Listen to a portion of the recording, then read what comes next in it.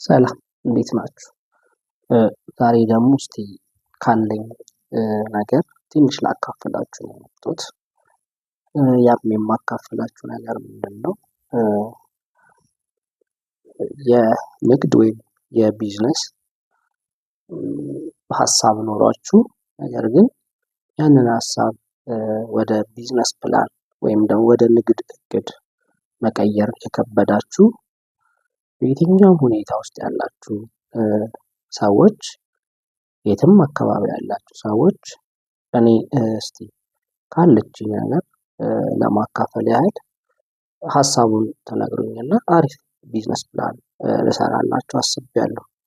ስለዚህ ይህንን ነገር ለወደፊቱም የማደርገው ነገር ነው። በተለይ የቢዝነስ ሀሳቡ ኖሮ በዚች ምክንያት ያንን ቢዝነስ ማሻገር ያልቻለ ሰው ኮንታክት ሊያደርገኝ ይችላል። እኔ በዚህ አግዘዋለሁ ማለት ነው።